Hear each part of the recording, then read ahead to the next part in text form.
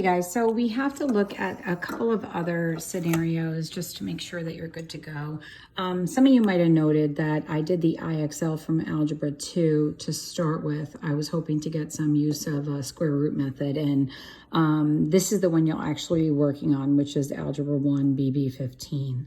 So just taking a look at this right now, you have a system, they're telling you so. You know, if these were graphed, we'd be looking for their points of intersection. And we have the parabola and we have the line. So I just kind of got ahead a little bit on this to try and shorten up the time on the video. And you can see that I took this expression that y was equal to and I placed it right there in the quadratic. Always try to keep your quadratic lead positive.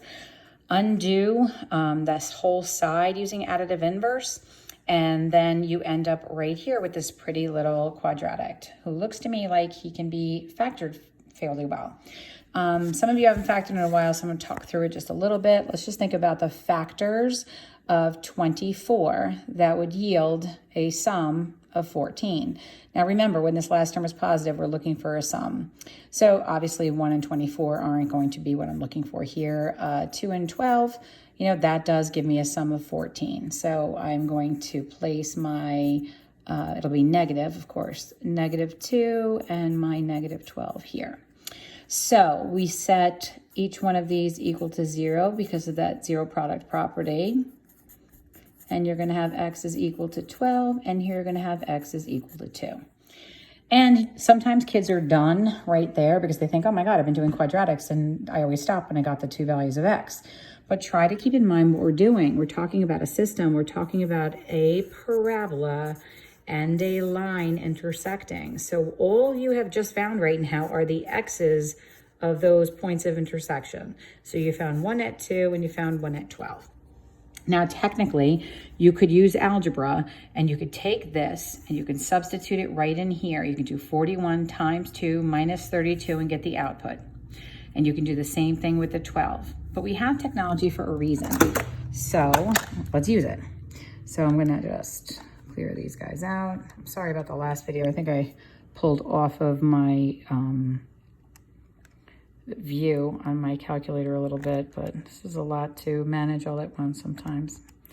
So here is my parabola, and I'm going to actually put in my line 2, doing x minus 32.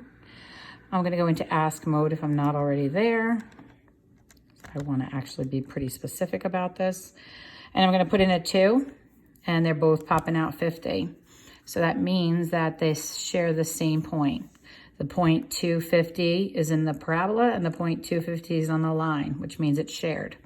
The other one is 12, and there I am with my 460. So the other point is 12, 460. So you have to kind of get that initial quadratic and figure out your method of solving.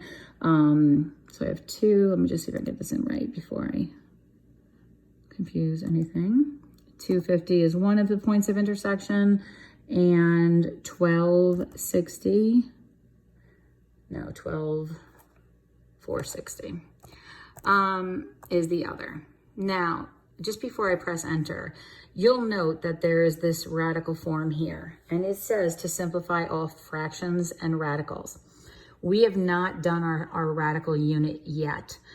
So once you get up to that, you can stop. If your answer ends up being a square root that is a one that you don't know how to simplify, then you can just stop right there. Okay. So I'd like to see you guys just get a couple of them in, and then just let me know when you reach your frustration point. Okay.